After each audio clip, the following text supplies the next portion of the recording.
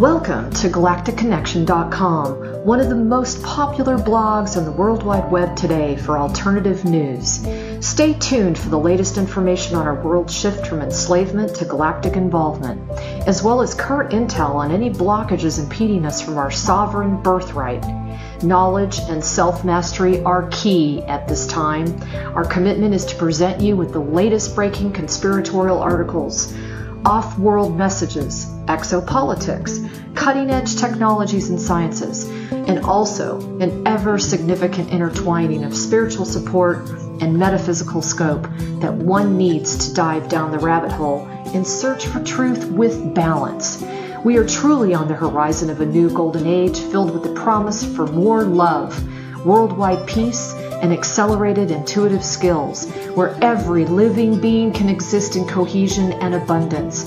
It is whatever we envision and dream this new world to be. I say to you now, let's redefine the new world to the beginnings of our own precious heaven on earth. Galactic Connection is here to provide the pulse of Mother Earth through an eclectic range of interviews each Tuesday afternoon from 3 to 4:55 p.m. Pacific Standard Time, Station 2 on BBS Radio, expanding your perspectives on how we can once and for all take back our freedoms, our joy, and our connection with our mighty I Am presence. Our intention remains true to connect hearts and minds everywhere in order to obtain global unity and galactic and universal acceptance. Our discussions will continue to cover anything to do with galactic society and our involvement with our galactic brothers and sisters. Our guests are experts in their fields, and our radio shows have been coined as some of the most thought-provoking out there. In addition to our daily blog, which runs 365 days a year, we also offer a realm of healing services such as our world-renowned implant removal processes, our spiritual past life clearings, our galactic violet ray alchemy from Alexandra, who shares in the lineage of Merlin, and other cutting-edge healing technologies. Check our site out at GalacticConnection.com now, sending you a wave of light, love, and inspiration, and a personal hug and thank you for listening to our Galactic Connection radio show and visiting our blog today.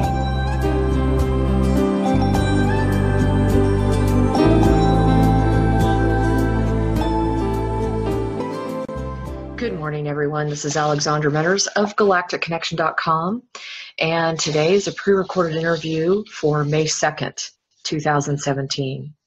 So what I wanted to just chat really quickly about is start noticing the subtle changes. Now, first of all, how many of you have gone out at night and really scoped out the stars? Look at how radical of a change is in that location just there. Notice how fewer stars are appearing as they did before. Notice that the configurations of the triangular layout is different than it was before. There are just so many little subtleties, but if you don't look for them, you're not going to see them. And this is going to keep happening more and more and more.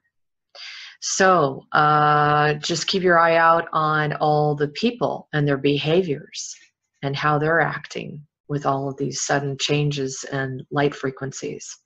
Keep your eyes open. Really start noticing things around you. And as I always say, maintain your inner core through this experience because it's starting to ramp up. We're going to see more and more stuff on the internet. We're going to hear a lot more kind of frenzied activity, a lot more chaos on the third dimensional plane. And remember, you have a choice of how you can interact with that third dimensional plane. If you choose to exist in a higher frequency, you're actually existing and kind of cohabitating in a higher dimensionality. That does not mean to say that you're not going to the store to buy groceries or what have you, but you do have a choice where you put your attention and how you respond emotionally to what's going around you. It's very crucial right now for all of us to really stay centered and just keep our foundation strong.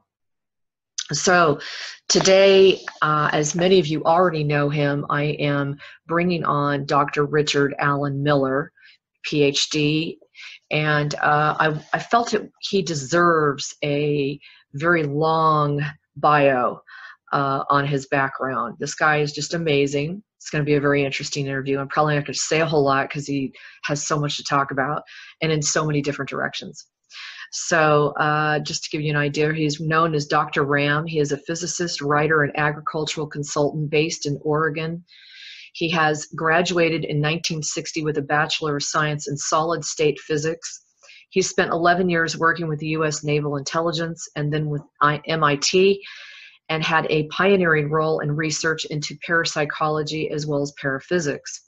In the early 70s, he became disenchanted with orthodox physics and looked to magic for answers. Dr. Miller has conducted groundbreaking research into holographic concepts of reality and has written diverse papers and books on metaphysics, parapsychology, and alternative agriculture, including The Modern Alchemist back in 2010. He was awarded a PhD in physics based on his extensive body of work. His most recent books, there are so many, I'm going to go ahead and give you a link so you can go up and check it out. The one that we're going to be talking about is Power Tools for the 21st Century, and you'll be able to check that out. He's got books such as ESP Induction Through Forms of Self-Hypnosis, which is a 3-part series titled Towards Evolution of Consciousness. It includes Power Tools for the 21st Century, a non-local mind in a holographic universe. Right up our alley, huh? Dr. Miller has contributed a variety of articles to Nexus magazine on the Schumann resonance and human psychobiology, the HARP threat, holographic reality, the cordyceps sinensis medicinal mushroom, and ESP induction. He's a pioneer in the annals of metaphysical and paranormal exploration. He began working in the X-Files work of Navy Intel in the late 60s, and that continues to go on. As an original Black Ops team member, Miller's research in the field of paranormal began as a graduate physicist working 11 years with Navy Intelligence in anesthesiology. And during this period, numerous foundational papers such as The Holographic Concept of Reality and Embryonic Holography were written. His past and present and current writings and presentations reveal a depth of knowledge and practical experience in his 3 major fields of alternative agriculture, New Age physics, and metaphysics. He can also be contacted, and you can review his website at richardallenmiller.com. You can also go to docram.com. You'll find him there, and we'll dive in a few minutes.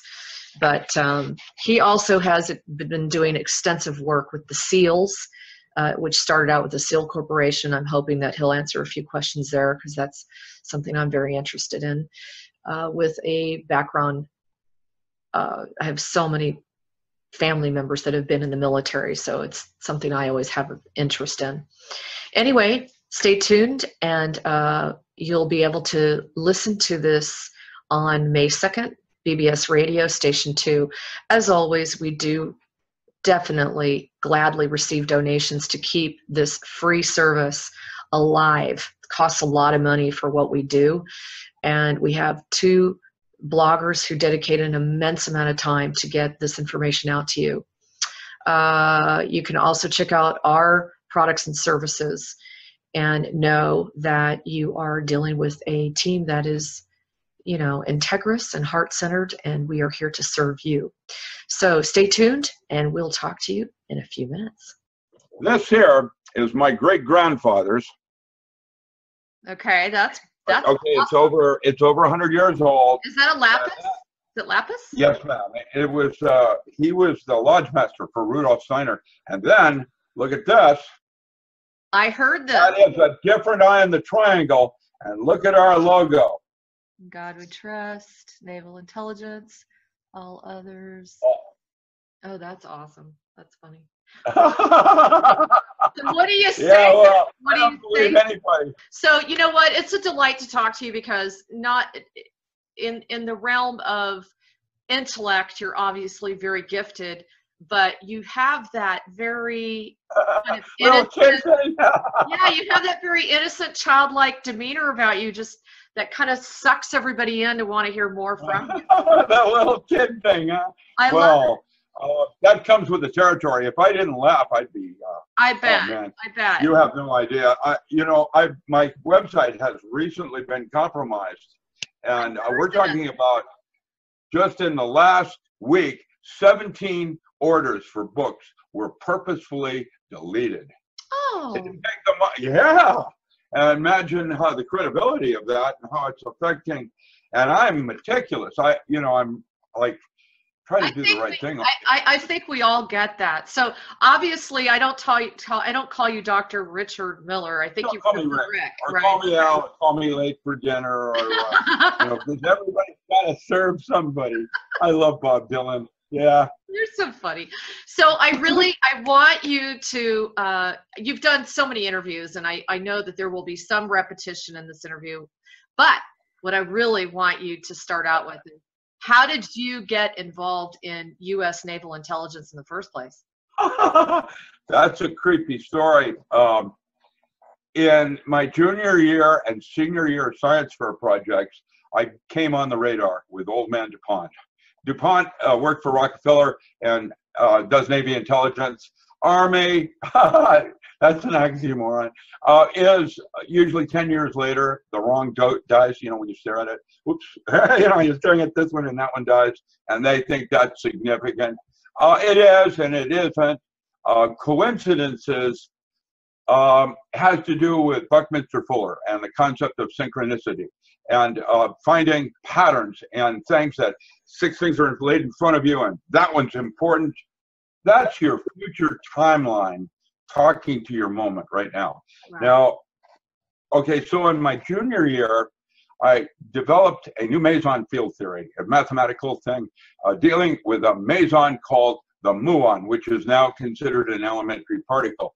And it created what we call a backward wave in time called a tachyon factory, going faster than the speed of light. And that was Yukawa's work out of Japan.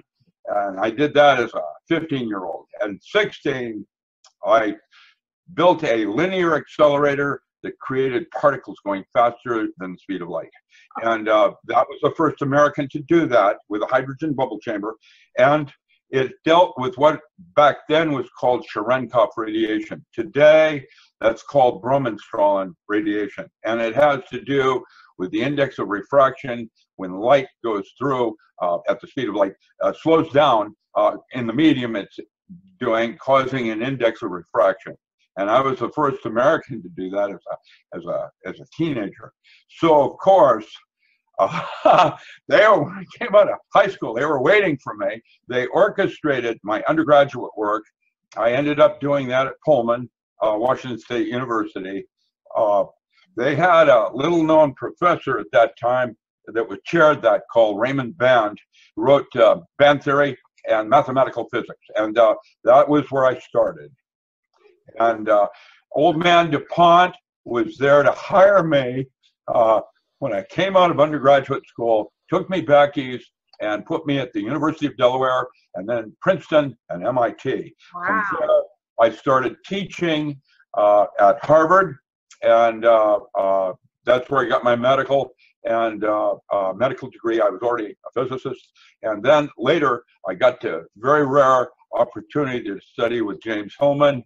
And so I'm a Jungian psychotherapist. And the original group of us were all whiz kids. That I was a diver. And so I have books, eardrums, huh, what? And I can't hear certain kinds of bandwidths. And but I started with SEAL Corporation out of Amherst before it was SEAL Corporation, Navy SEALs. And then when I put SEAL... Not to interrupt you, but what does SEAL stand for? I have no idea. Originally, when I was doing it, Navy SEALs didn't exist, so I thought it was a seal in a jar. It was out of Amherst. Oh, really? It was what I was doing was teaching what you now call super soldiers, what today they call spidey sense, was back then ESP, very no-known word. Hypnosis was very no-known word. But then I got to debrief Dr. Milan Riesel when he defected from Czechoslovakia. This was during the Ostrander and Schroeder's Psychic Discoveries Day, behind the Iron Curtain. And the Soviet Union back then was not as technically competent as they are today. And basically, it was mostly Czechoslovakia that was, way ahead of us. But they had cosmobiology. I thought the Soviet Union was way ahead of us in diving into the parapsychology part of it, weren't they? Para means beyond. Para means beyond psychology or paranormal, and it was beyond normal. And we started seeing those kinds of things when I did Jack Schwartz, for example. One of the studies I did with MRU was Jack Schwartz, Alethea Foundation out of Ashland. He's dead now. He was out of Portland at the time and could put needles through his arm and stop the bleeding. And if you don't think the military want to know how he could do that, exactly. That was like primary. Yeah, intuition. That was how I chose Ceiling at 1. I measured their ESP. I wanted someone thinking from the gut. This is where you want to go. Yeah. And they call that ESP. We have many names in history for it. EQ, your worship, this. Better than IQ. And that led me to write books or papers like A Holographic Concept of Reality. I was the one that first did that. The reason I wasn't in Talbot's book was all my work was classified top secret at the time. Persinger, let's see, that would be Don Bohm and Carl Pribram were writing about holonomic systems. I was talking about holographic. How did I discover that? Well, when I was at DuPont, the experimental research station in Wilmington, I was walking down the hall doing some work in my own lab. When I walked by this lab and I saw Gabor, who got a Nobel Prize later on a holographic concept. He had taken two-dimensional film strip and was able to do coherent light, and he had a three-dimensional TV, color TV, operational in 1967. I saw it. It's not in our marketplace, and I have no idea why, because we had one in 67. And I took that model 3 years later after graduate school and conceived that a hologram is n dimensions of information in n-1 dimensions. Today we call that fractal mathematics, leading with Mandelbrot, Julian May patterns, where the same pattern projects itself outward in different dimensions, this size, and that size. And rather than work with space-time, which deals with space and time, quantum mechanics, I chose to work with information, suggesting that space and time were illusions and that more it was information and the resolution of information. And today, that was Tim Leary and his concepts of neurologic circuits dealing with hierarchies of neurotransmitters. You start with opiate, and then you move to higher things like dimethyltryptamine. The lysergic acid amide molecule is the aha drug. That's where you connect one dot with another. And since that's an arbitrary thing, it led me to believe that if the brain was a four-dimensional hologram of 5 space, if you could move to different parts in the brain, meditation, whatever, you could change the movie. And lo and behold, that was true. And watch what I'm going to do next. And literally, it's possible. Imagination is reality. We have individual balls that we're in, if you will, like a little, bubble. And that's your universe. And basically, what's inside that bubble is an infinity sign that's rotated on its side, forming an hourglass. It's a closed system with your past flowing into the future, with the moment being that's all you really experience, because guess what? You have 2 brains. Cavitation. I know. I was so awesome, so fascinated when I read this. So talk to them a little bit about the Enteric. The Enteric nervous system is a metaphor, again, of hierarchy of habitat. And so rather than you are what you eat, it's more likely that you are whom you feed, i.e., you have candida. If you have too much sugar, you can smell it in your armpits and things like that. It's mold and yeast. There's a hierarchy of organisms in the soil, like called mycorrhizae. And you see that in the way nematode communicates to a beetle in terms of the hierarchy. There's a woman up in UBC Forest Service that talks about the mother tree, like in Avatar, where there is an older tree in the forest that communicates what's about to happen with weather to all the other trees through this network, just like your gut does to your upper brain or consciousness. Now, this brain is basically to make all your beliefs true. I wouldn't have seen it if I hadn't believed it. That's exactly how you work. You won't see things unless you believe in them. If you were a Christian and two aliens walked in the door, could you see them? And okay. So beliefs then, for me, became a tool rather than something to be avoided. And all through our history, we have avoided, like Christianity. If you had not been born in America, if you had been born in, I don't know, Pakistan, would you have been a Christian? Yeah, no. Okay, so that means that that part is arbitrary. Yeah. Which would suggest that maybe those beliefs are tools rather than, for example, I have seen a woman watch her child burning in a car and at a moment of stress rip a car door off, literally, to save her daughter. I've seen that happen. Now, to rip a car door off would break the bone in your body. So how can she do that? Well, it's because everything, like Merlin said, anything not specifically forbidden is mandatory. If it's possible, you can count on it.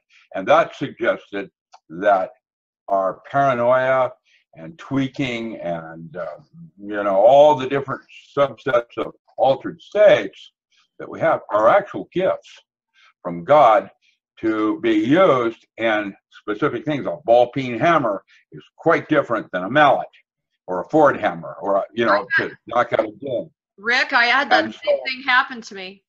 I actually got... I know, we all do, and we choose not to notice.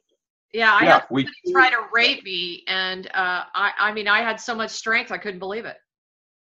I'm so sorry that happened to you. That I almost killed the guy, literally. Do you realize what that does to the damage that does to your consciousness in your belief systems and the way you might relate to men now? Succeed. So, well, I'm trying to say something. All of these weirdnesses that happen to us create a schism of why consciousness is not really as real as certain dream states. That's why Aborigines will put dream time as a more real content than consciousness is, because you're damaged. And because of that, it sets up belief systems that in this state of consciousness, but you see, if there's altered states with hypnosis, I can put you to a state right there next to where you are, right with me, right there. And that place right there, your ability in guessing is 400 times over where you are right now. And that is what the enteric nervous system is about. It is a habitat of communication and subsets of information going from one level to the next, like IQ, and then we have EQ, a physical plane, emotional plane, how you feel about the physical plane. That place is why we worship women, Benny Jesuits, whatever, that have a sense of something more because of how they feel about the information. And above that plane, the next level in your hologram would be probably intellectual plane, is what I call it, where you can distinguish the difference between a chair and a couch. They both do the same thing, but they're different.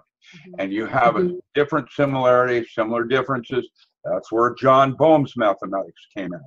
Different similarities, similar differences in the implicate order. Now, that's where he started seeing the hologram. Further up in the chain, the fourth level would be the archetypal plane, where you are me and I am you and I am the walrus. Well, I mean, The reason I'm saying it like that is that when I think of something original, that it's original, it's not really, because that's why the Nobel Prize is often shared with someone from around the world. It becomes part of mankind's knowledge, which makes us different. Yeah, it makes us different than a machine. And so this movement with transhumanism and barcodes on the back of the neck and, like got a blade or something of that nature, that is the mark of the beast. Yes. And that is the end of times. And so what distinguishes us differently than a machine is that a machine doesn't feel pleasure when it beats you in chest. And that is what makes us human archetypally.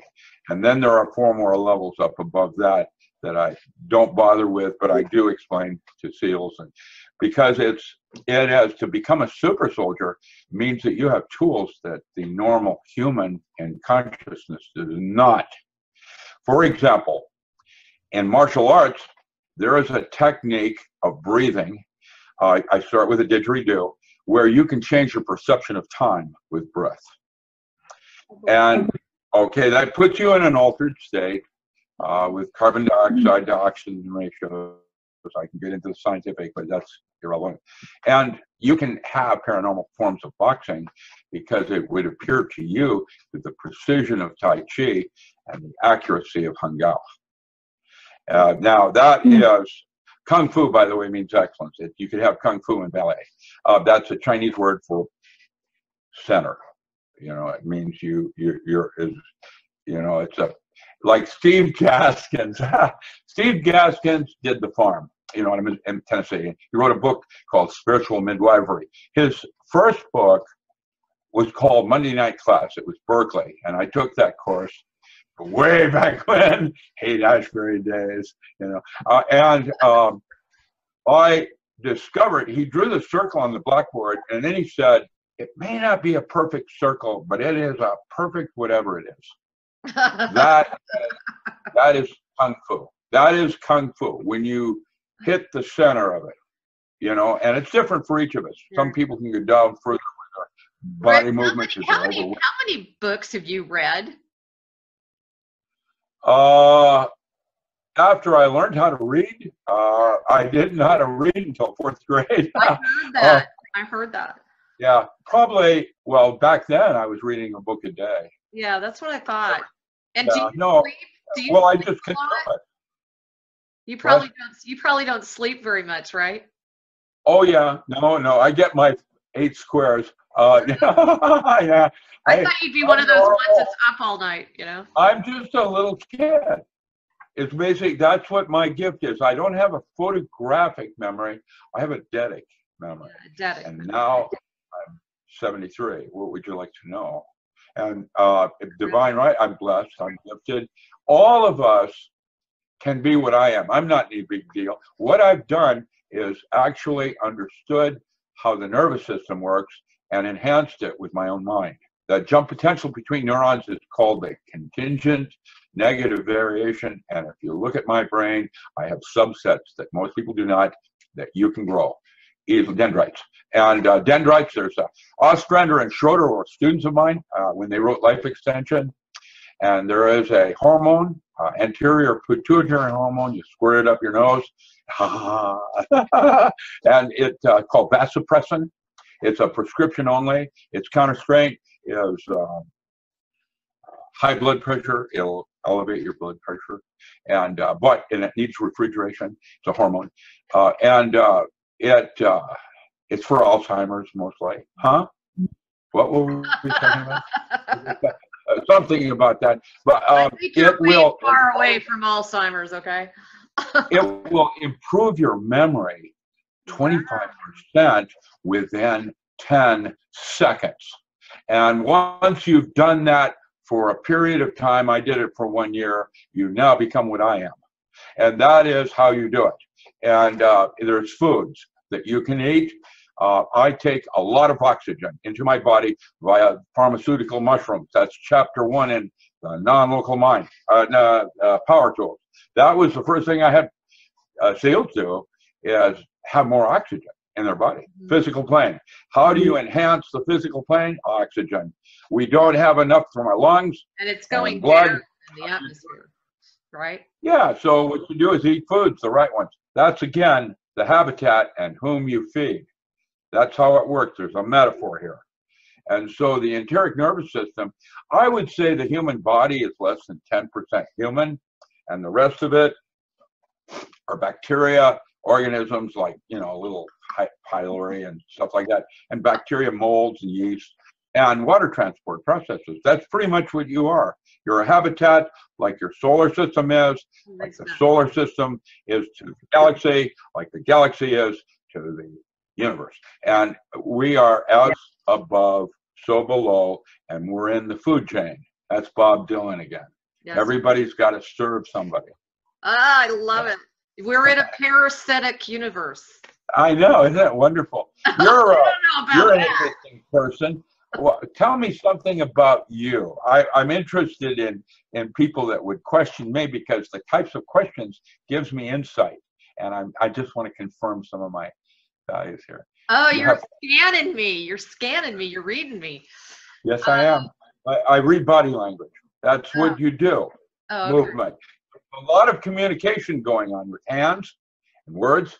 Those were technologies from previous epochs. Yes. They, sound and dance movement could change space-time, like whirling dervish. And so I'm interested in body movement, like mudras, the Chinese forms. There's all kinds of things like that that are interesting. Yeah. Well, I left the corporate world after 20 years of being in sales management, and I come from what kind of sales? What did you do? I was primarily technical sales, engineering, architecture, and also security, identification, and access control. Really? Yeah, I was heavily. You're good people. We have been reached. I don't want to go back there. I don't want to go there. But I know some of the reasons why I was there, and I learned a great deal about. I was calling on and interfacing with a lot of black op locations and military and subcontractors and you name it. Anybody that had to do with security, including Fortune 500 America. And then I got smart, and I went down the rabbit hole and came out the other side. I found the one. Found the one of rabbit holes. Yeah. And I had more where that came from. I had a terrible car accident, and that's when I really went bam, and it awakened some of my gifts, which was cool, even though it was very painful. And then I started Galactic Connection 5 years ago, and it's very successful. We have a really great website, and the whole purpose to that is to unify the information, because we're getting so bombarded with it, to unify the spirituality with the ufology and the conspiracy, so that people have a more balanced, detached perspective, so that they can be more the observer instead of the participant, and be able to hold the vibrational frequency while we go through this radical shift. So that's about what I do. The end of days, the Nibiru, the apocalypse, all of that is not a bad or good thing. It is an opportunity. The Clovis out of Popo and further south, they've now just recently discovered that they had spaceflight, just like Cave of Dreams. The original Cave of Dreams in France, they saw this bison on the wall, and they said, oh, well, that's a caveman, But on closer inspection, they noted that the dots around the eyes constituted a star map. And the one further south was in reverse, which means they had space flight. And so we have, in previous epochs, been here before.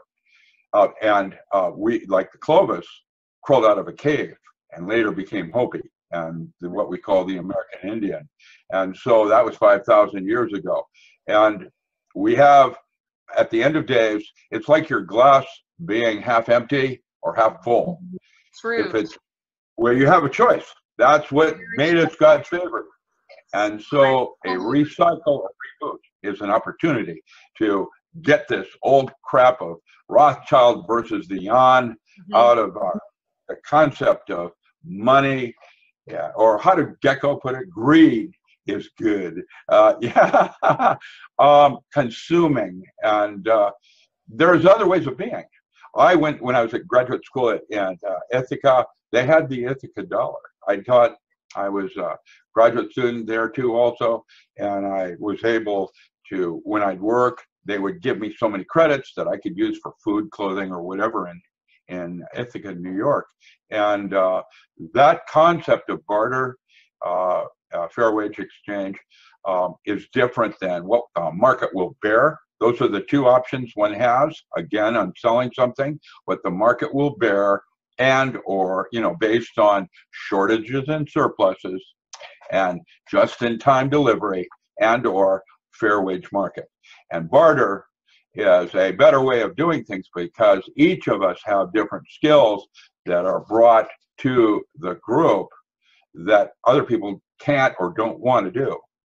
Dishwashing comes to mind when I did it. I agree with that. Hey, now we've all been there. I want to ask working you, our way through. Rick, I want to ask you, it's so near and dear to my heart, okay? Yeah. I have had many friends in the past that served either as a Green Beret, SEAL, you name it, okay? I was around all of that, and a lot of officers and actually generals, and my grandfather was a commanding officer.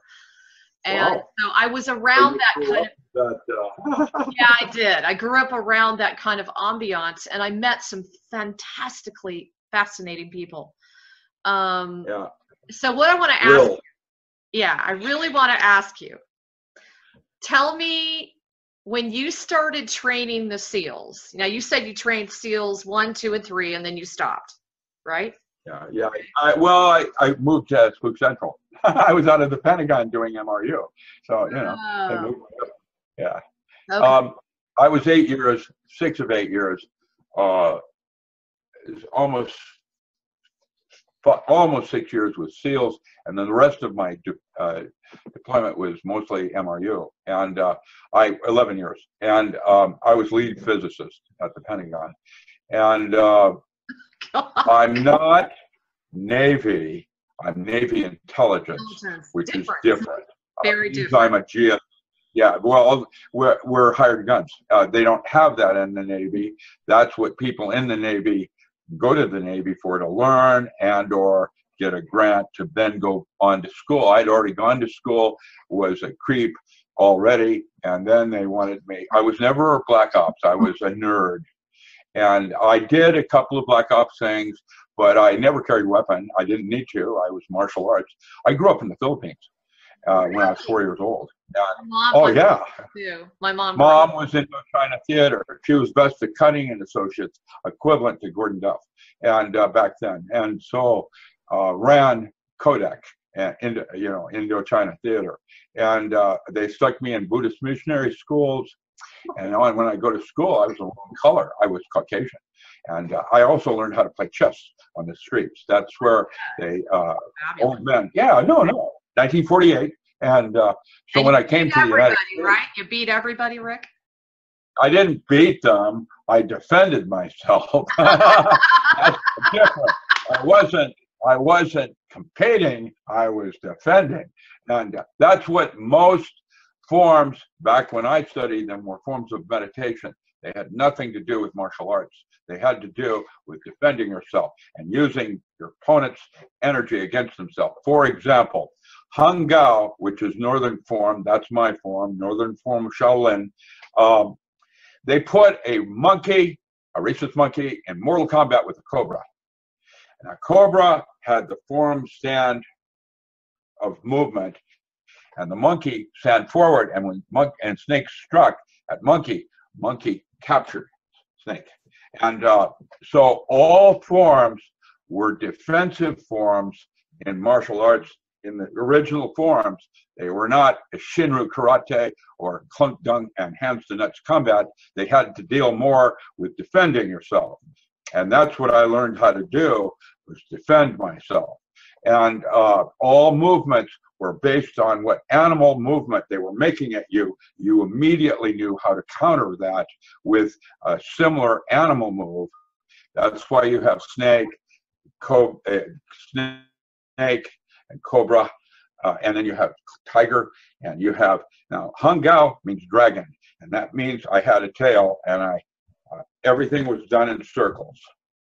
And if you know, wait, stop. Explain that. Explain that. I'm holding a ball. Watch my movement. I'm blocking myself. See how I'm blocking myself? Yeah. Someone's throwing a blow at me. Okay, because you were talking about the dragon with the tail. Yeah, it's a movement like this. Okay. Done from the hips, or what's called the tantian, a little lower part of the body, just below the hip. And that is, essentially, there was nothing that could defend itself against the dragon, reticulin, or whatever other Martian you'd like to pull in the things. We are actually Mars. And oh yes, wait a minute, and you're from Venus. I remember how that played. Yeah, that's Thor. Yeah, that was taken in Amsterdam at Nexus conference in Amsterdam. By the way, that's where that picture came from. Were you involved at all in the doing not the experimentation, but actually opening them up and checking them out, the aliens? I didn't get involved in aliens back when I've been to Broom Lake. I did one visit to Broom Lake and then 2 artifacts at Chicago. But my primary was paranormal. Okay. Back then, we knew about aliens, but we were more concerned with what the Russians were doing. Yeah. And truthfully, that was the way it played back then, with Ostrander and Schroeder and their psychic discoveries. They have another book, Psychic Discoveries Inside the United States, and they have 2 pages of my work in that book. So I was the one during that period that was doing the American work that nobody ever knew. That was in the 70s. In the 80s, there was a technology change where they were no longer interested in reverse technologies or advanced fields of physics. It had to have application or it wasn't funded. That meant that it got back into marketing. They already felt they had enough to control everything and what they wanted to do. And that was the change from the 70s to the 80s in technology. So, Rick, getting you back to the SEALs. Yeah. Okay. So tell me, do you still feel that the SEAL teams are the most elite, like around the world? Oh, no. I trained back then, even when SEAL Unit 1 was being put together. I did spooks and astronauts also. Oh. Ed Mitchell, I met him in 1970, which allowed me to be in mission control in 71. That led me to the, how come you have a little light dotting around your eye like that? That's very interesting. There is the sun coming through the window, and I have a little a crystal thing hanging outside, and the crystal's coming in through the window. Just the who wrote about that first? That concept was R.E.L.D. Lang in 1893 when he delivered to the British Commonwealth the secret world of elf, faun, and fairy that led to Findhorn. Yeah. And what you had right then was a fairy. That is what a fairy is that little dotting of light that's kicking around. Yeah, exactly. And I wanted to see what you responded and to tell you that the glass of light is where the fairies live. And that is from the original first book in parapsychology by R.D.L. Lang. I guess I don't have to tell you I have a very strong connection with the fairies. You obviously I can tell by the way your body moves and the way the light was dangling. It's quite present. It's on your nose. And just kidding. Yeah, I know, exactly. And you know, they do exist. They actually do exist, just like Bigfoot. Bigfoot, Sasquatch, Wendigo, they're amazing.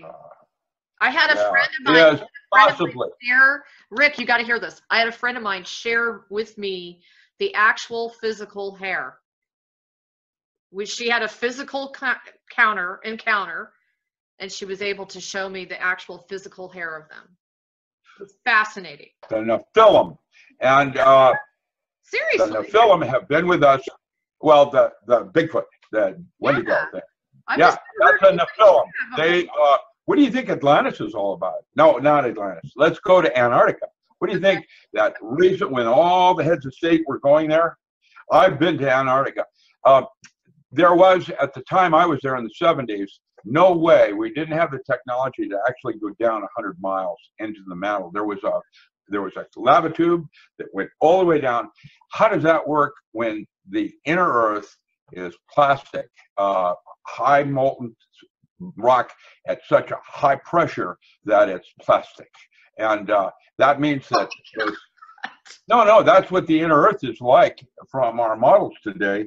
And yet there was this lava tube that went down 100 miles below the mantle. And I'm guessing that in recent years they've gone down there, they found Nephilim in stasis, and when the evacuation occurred, it was one of them woke up. Now, what's that about? And there's been other encounters with already awake Nephilim in where is it? It's in. Well, there's another one. I know there's definitely one up in Alaska that they're actually working on right now. There's the one I'm thinking of was in Moldova, where a bunch of high-end Marines went in and they were all slaughtered. Basically, yeah, that's in where would that be? That's like a Transylvania area of yeah. There's the Nephilim have been with us all along. They're like that entity in Alien versus Predator, the giant human. And they're extremely they're high-end technology. I'm guessing they found them in stasis down below the mantle. And they're gigantic, right? They're huge. I did a BBC study on the one that was discovered in Pennsylvania in the 1860s. There were photographs that got stuck in the Smithsonian and then disappeared. And they wanted me to try to explain what happened on that. And my explanation with Joseph Smith, that formed the Mormons Close Encounter thing, actually took this ministry away from a Methodist minister. And for the next 20 years, he dogged them on the way to Utah. And it was his two sons that formed the Smithsonian. And that skull that was in the Smithsonian was probably now dumped in the Atlantic Ocean to verify and vet their father. That's most likely, that's the way I played it. I don't know, but that would be wow. Razor, you know, in terms of what happened to the skull, which existed, and we did not have that concept that we do today in our conspiracy. And so a lot of the stuff can be easily explained on why there's missing sets in history. There has also been a methodical cover-up in recent century with a lot of things on technology because it does not consist with current church. That's what the original burning at the stake of heretics were about, when the Jesuits were basically, the name of the rose guy, were basically scientists for the Church of Rome. Now, science does not also have the answers. It changes every 20 years. What I am is Inner Lodge of OTO, which is called Argium Argentum, or Order of the Silver Star. And that is the original assassin that formed of Hashishin and Weishaupt because of the burning of the stake. And there was a war then between Rome and scientists. And that has persisted today in credibility, and why the AA order is called with the aim of religion using the method of science. And that is trying to bring the one into the other as an inner lodge for spiritual path working. It has nothing to do with the outer part of dealing with others. It has to do with inner work and trying to refine your own philosopher's stone, you know, gold. Well, they should be working together. They've been kept separated. Well, that's because they're both religions, basically. Yeah. And science today is the leading religion of the world, and that the physicist reached over and went click, and the light was good. Now, I love it. Well, magic is the art of changing consciousness at will. And that means that it will be our later newer age physics with a mystery school. The way you drive your automobile You don't need to know how an internal engine combustion works. You go through specific rituals like turning the key clockwise and have expectations of reality. And that is where your imagination. Have you noticed that everything in Star Trek has become technology? Like the replicator is now 3D printer. The teleportation, teleport is Lockheed and their new communication laser, which is a teleportation laser. It is not that science follows science fiction. It is more that imagination is reality. And once you conceive it, that's when it becomes real 40 years later in the physical world. And once you understand that, then you realize the importance of having a responsibility for the thoughts you choose to entertain. Absolutely. That's what you created. I mean, you're creating our own aliens and apocalypse with our imagination and group thought. And that's how that works. Yep. And so it's a cyclic thing of realization of net or new. And once you, like the Egyptians, what do you think the capstone on a pyramid is about? I have several theories on that. I know you do. I'm interested. Yeah. What do you think it is? Let's see if it matches my theory. It's curious. I feel that it is part of a technological device to actually allow a liftoff, like a lifting of. I'm being hedgy. Like in the movie where they have a pyramid. No, I didn't. What movie are you talking about? Which movie? That one where the Ashtaroth, is it Ashtaroth that is the temple pyramid, and they have the, oh gosh, what is that movie? Oh, Stargate. Oh, I've seen that, but you know what? I don't have a life, so I don't watch a lot of movies like you do, because I've noticed you watch a lot of movies. I watch a lot of everything. Your eyes went up to the left, which is neurolinguistics, when you were thinking about it. And when you do that, that says something to me, rather than going down like this or over there like that.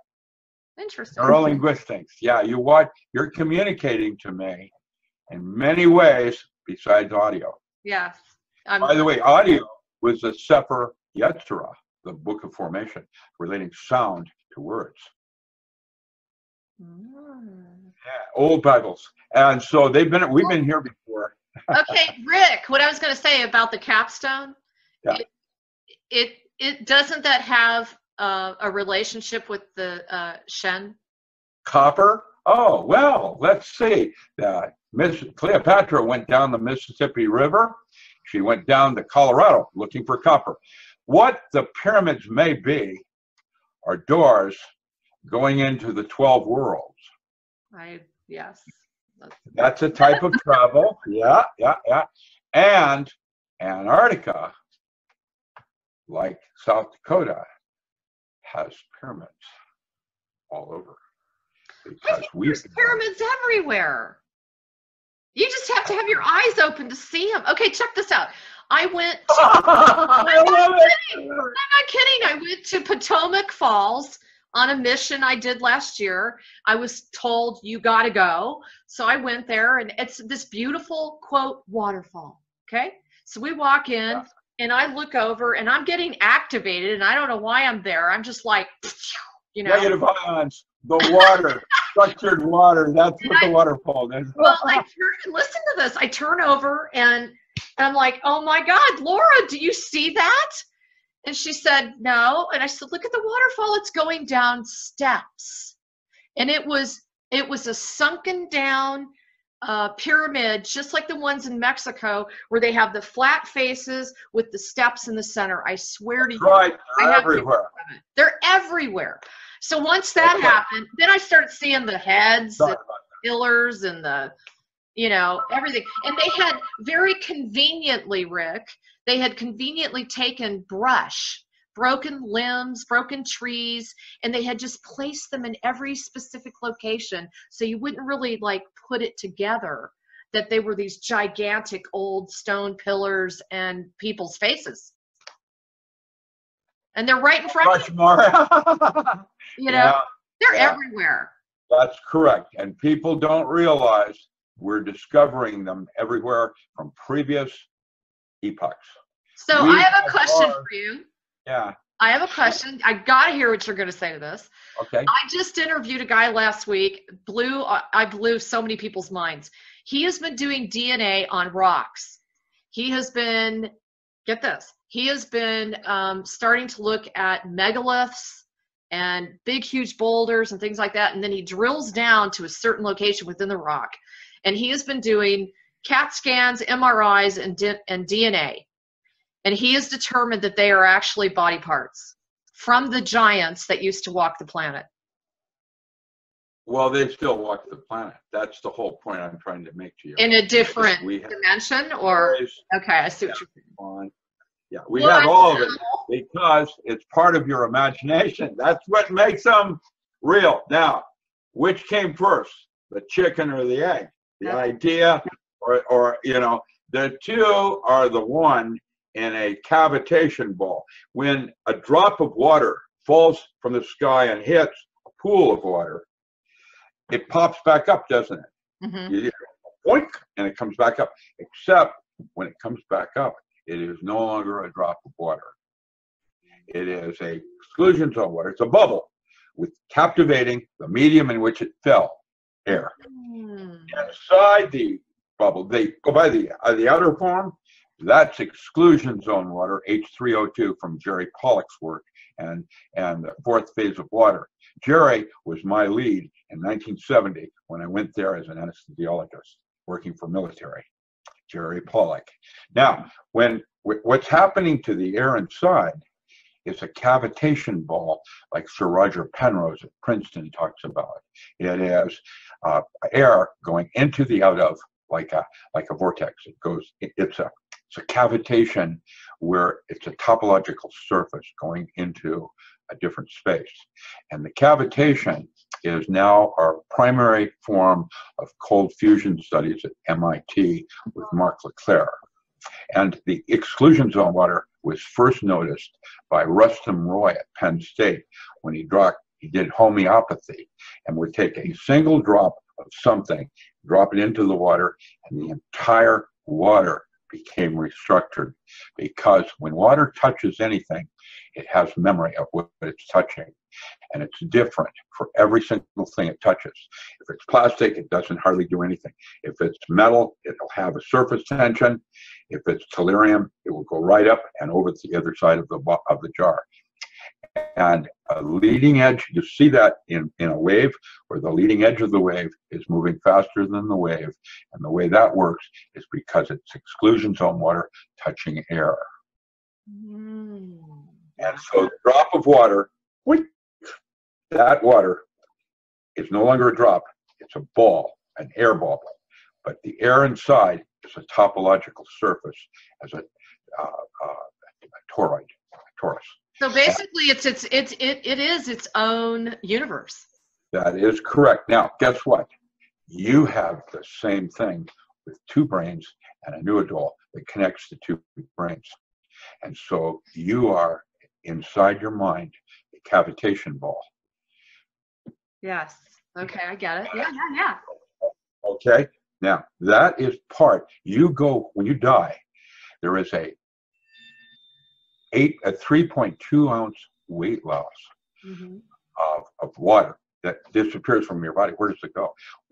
Roger Penrose suggests that it's a microtubule with structured water in it, and that is what the soul is. And that place that you go, where that water goes, is called the multiverse. And the multiverse, you go there every night in certain specific dreams. This is why you're going into the out of. And that duration is 8 hours. If you can stretch that to 24, now you've entered into the sacred over the profane. That is what you're aspiring toward in this life, is to take that little fairy dancing around your cheek right now and move it as a ball. That's a bigger crystal. And that's what the mind is normally associated with. The upper brain is to make all your beliefs true as a cavitation ball metaphor of what. Very fascinating the way you describe that. Speaking of which, tell me about crystals. Crystals. There are 14 different kinds of crystals. That's Pythagoras and Bravus lattices. Okay, well, there's face-center cubic hexagonal glow spack structure, which is the diamond body. If you envision the diamond body inside your mind, you have a time machine. Now, I'm going to explain this. I did studies with the military on video feedback systems, not audio, you know, which is biofeedback, audio. And I wrote 3 books called The Diamond Body, Electromagic, and Yogatronics, and how you can have a time machine. That's your TARDIS. That's how you go forward and backward in time. You envision sacred geometry in your mind's eye, and that is Ezekiel's vision. That is the throne chariot of God. It sets up a resonance with all the habitat. And now you have access. It's like opening a door. That's what geometry does. It sets up resonance, moving from one subsystem to another. And that's a physics description. Next year, we'll have a different way of doing it because no law in physics remains the same. It always is changing because it has no more closeness to reality than, I don't know, Hitchhiker's Guide of trying to hitchhike out of here with right hand rule of thumb. The way that electric and magnetic fields relate to each other, you know, trying to get out of here. Actually, I'm doing that as a visualization to try to open the possibilities of what sacred geometry might be used for as a tool. Yeah. Okay, the chill that you have, you know, that chill. Yeah. That's dimethyltryptamine being released in your body naturally, not ayahuasca. That it is basically a series of cilia that are sticking out of the central nervous system that are sending a light beam up and down the body. And that light beam turns out to be in the visible light region. And if you adjust your body just correctly, you can do things you can't do with normal conscious state. You activate the pineal gland, that sets up a resonant cavity oscillation in the neural cavity, and now you can regenerate nerve tissue. What age do you want to be? Rather than glial cell. That's what diamond. Take me back, baby. Take me back. Take you back. No, we're going to go back to the future. And actually, no, I agree with that. But I'd like to be. Well, you're a time traveler. You have already been to the future because your gut is in touch with that part of the cavitation ball, and it's activating a different cavitation. So you change reality in the physical world. Do you agree that a lot of us came from the future to this time? Well, it's like Allie and the way the alien appeared in contact to her. We've done it this way for a long time.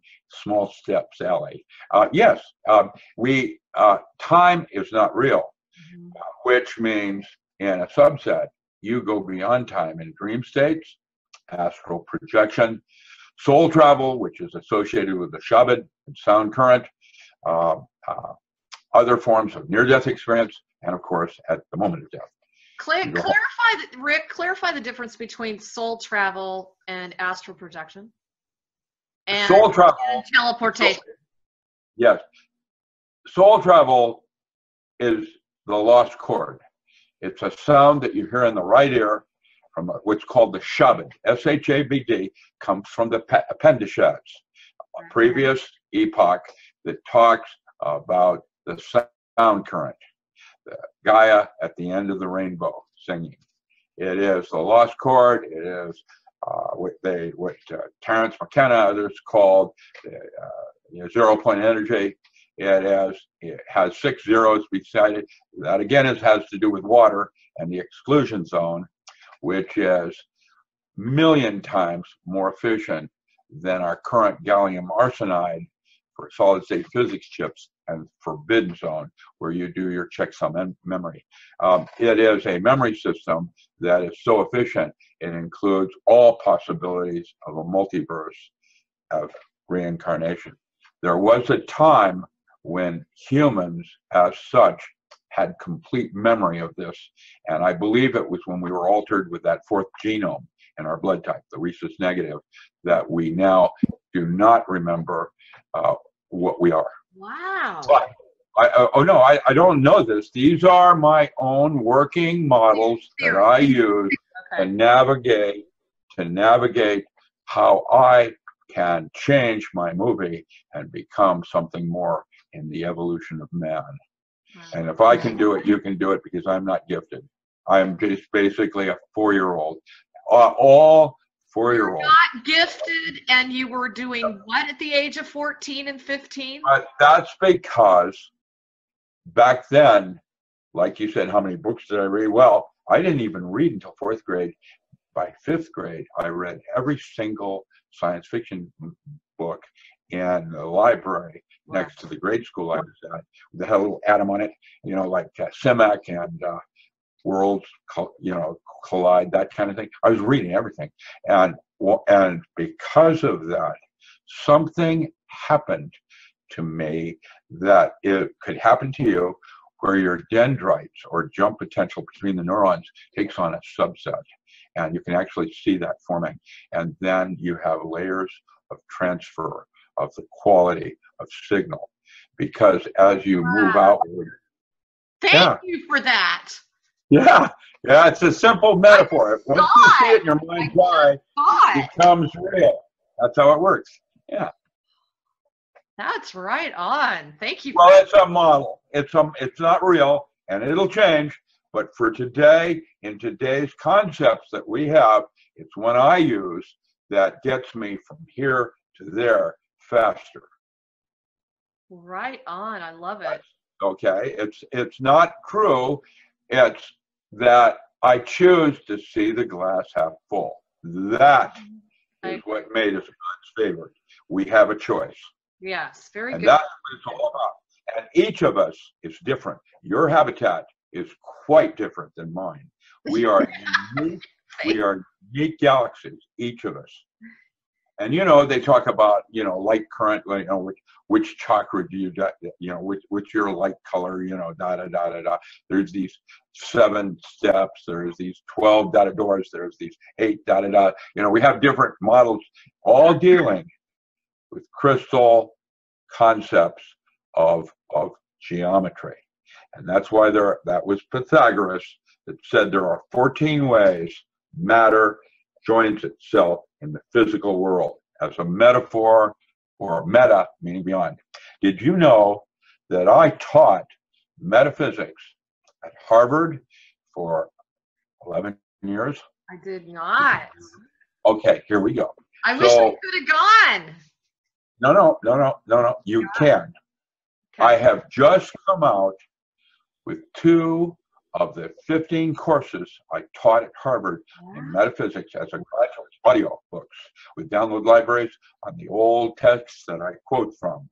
And they're audio. That means they're 8 weeks of course, 8 weeks each. They're audio. This is my war against Amazon. The way the music industry beat Amazon with their music was that they did live performances like Bruce Springsteen, and you can't dupe those things. And that's that. And so I'm doing audio books, and I have 15 metaphysical courses, 8 weeks each, coming out as Meta 1, Meta 2 as audiobooks. And they're my lectures that have been computer enhanced by a computer reading them from the old text. This was during the period of 1990 to 2001 when PC Link changed and became AOL. Mark Hume hired me to teach metaphysics and set up their download libraries and chat rooms. And what I did is I used the WELL out of Berkeley and IES out of Humboldt, interactive educational system. And we taught metaphysics, and it was the 3rd year that John Mack took the course, 3rd Meta 3, that he then began his studies with alien abduction. And the way I taught that course was there's no way to validate the existence of God, but what you can do is treat the trauma. And today, we're seeing that trauma archetypally in targeted individuals, alien abduction. There's a whole raft of archetypal encounters now happening that are not literal, but they're metaphorically, you've had a similar experience like near death, where everybody coming out. By the way, that is the last illusion, is at the moment of death, you have a choice. And you either go through the tunnel to all your friends waiting for you, or you go to the blue light.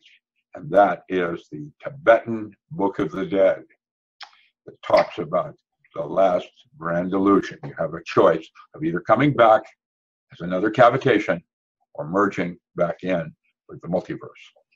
And that's getting off the wheel as a metaphor. Yeah. And I'm teaching that over 11 years as 15 different courses that I taught in metaphysics.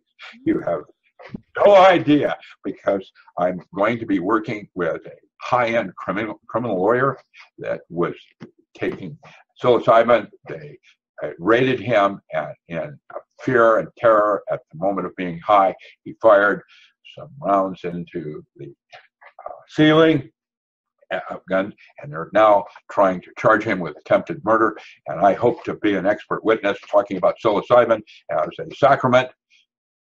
And they were invading him in a religious ceremony, and it's time we start calling these people on what they're doing to us. Right. God, I totally agree. Well, I wrote a book way back when, it's for sale, called The Magical and Ritual Use of Herbs, which kept those 28 herbs out of the Uniform Controlled Substance Act.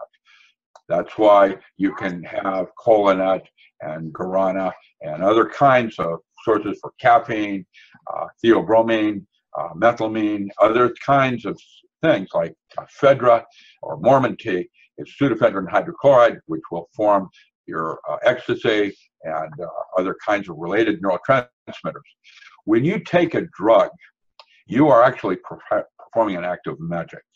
And most of us do not realize that that's a shortcut to grandma's house through the big woods. And there are big bad wolves out there. Yeah. And you have to armor up and defend yourself. And that is what I truly am. I'm not a magician as much, well, I'm not a physicist or a medical doctor as much as I am a physicist. I have a friend that wrote a book, his name, Neil Goldsmith, and it is Psychedelic Healing. This is Dr. Goldsmith out of New York.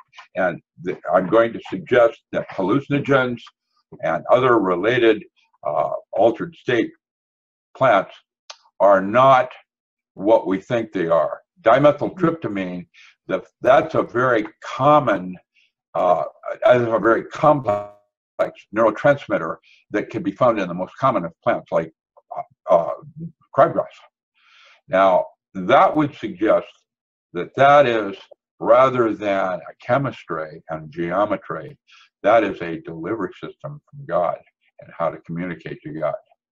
And what you do is when you take a mind alterant once, you have taken a toxin and your body freaks out and the LSD is completely broken down, and the 20 hours of reaction is your own body's response with chemistry, and basically it jump starts the brain like activating the pineal gland, that kind of thing. And so we are here again making discoveries that we never realized prior, and is why I choose to look at things a little differently, because it opens doors that were otherwise previously closed. Absolutely. I was gonna say also, it feels to me that I'm a practitioner and I'm also a healer, and I'm an alchemist, and I work with clients who have chosen to do ayahuasca, or they've chosen to do very large amounts of LSD or things like that. And then I'm able to, this is my finding only, just like what you're saying. But my theory is we really need to be careful about jumping on this ayahuasca train that everybody's just like, whoo, let's go do it. Because the reason I know that, I have a problem. Wait a minute, let me finish.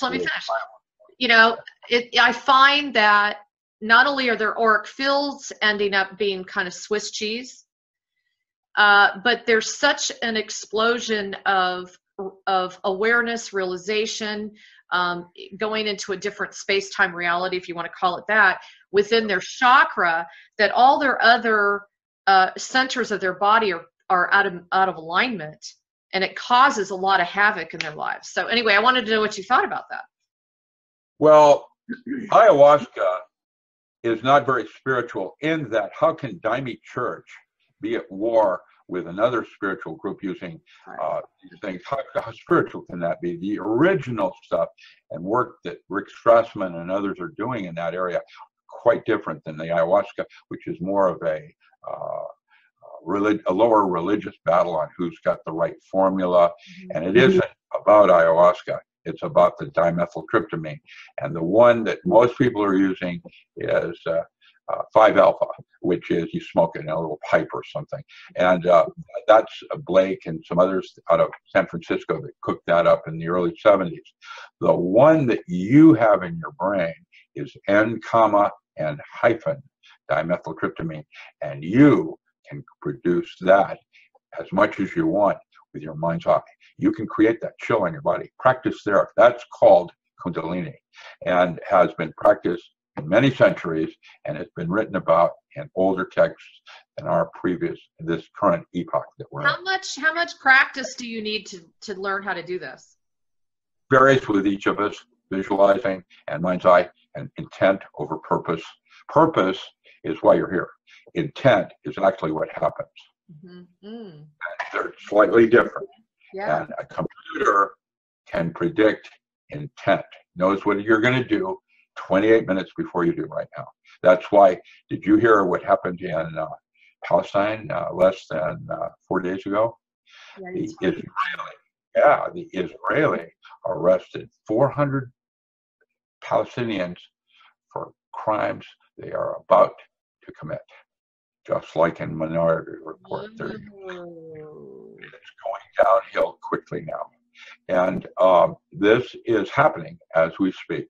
And the bad news is, and I mentioned this to you, but is that 3 D-Wave, third generation D-Wave technologies are now gone rogue. They have no handlers. They're out there on their own. And if you don't think that's not dangerous, that scares the heck out of me, because I know how bad Fukushima is and the amount of toxin it's belching into the Pacific Ocean and the result it's having on life forms. Altered states with a computer rogue. It's like a person of interest with no control. It's out there doing its own business. But hasn't it been like that, Rick? Hasn't it been like that all along? I mean, it's like we've been in a battle with AI for forever and a day. If you choose to see AI as an alien, we have been invaded. That is correct. And we have been invaded by something that has changed or is trying to change man. We are not perfect as we are designed. There are life forms on this earth like the orca. Orca is a mammal that has a cerebral cortex that's twice the size of man, and that mammal is firing 60% of it. If you want to know who God is, not our God, but God, that means an entity that can go where man cannot. It would be orca. There are 4 cetaceans like that, and the bad news, that's the dolphin, manatee, and pilot whale. They all 4 have bigger brain cases than man. Now, they're different, and they do and serve different functions than man's, but that's just man's ego trying to make him feel like he's the center of the universe and the earth is flat. Basically, I've seen orca chase dolphin, so it's about food chain. What do you feel about the Navy using sonar technology and taking? Well, yeah, that's quite dangerous. Carl Sagan is the one that used me to go into John Lilly's labs. During his studies with dolphin at Berkeley, I was in and discovered that the language the dolphin used is a form of Clifford algebra, dimensional math. Its redundancy coefficient is literally 10 times more efficient than Hebrew, which works with the Sefer Yetzirah. Now, Clifford algebras are similar to what Cliff High, others are using for, predictive futures and what's going to happen, most likely on chatter They from the are internet. record keepers. They are record keepers. There's something else going on here. Oh. You know, that's the Hitchhiker's Guide part. You know, thanks for all the fish. Yeah, exactly. Yeah, it's interesting. I know that I don't know. I'm human. I'm representing the length, girth, and width of man and our possibilities. And we have a tremendous future ahead of us. And it will occur at the moment of death. It's a metaphor again. And it isn't heaven and hell. It is going back home where we came from. I agree. And yes, I agree. okay, many books talk about that place. Zen Gardner, one of my heroes, even though he was Children of God and some of the other weirdness that made him leave the industry, is brilliant in terms of his own insights, and that was a better writer than I am. I impressed with a lot of people that we make judgment on them because of where they came from, not whom they are at this moment. Mm-hmm. And it is only the moment that's real. And so you have to realize that there's something else going on, and to make judgment on another is kind of like one of the sins that was on the tablet. You're not supposed to judge yourself first before you start looking at others. In psychology, we call that the projection of the shadow. In order to see evil in something, you have to have it within yourself. Mm-hmm. It's the shadow projection of it. And all of us have this. The demons from the Megaton, if you go back into Sumerian texts before, when they wrote the Goetia and the Greater and Lesser Keys of Solomon, that text, if you look, all constitute Babylonian star maps for the names of the demon.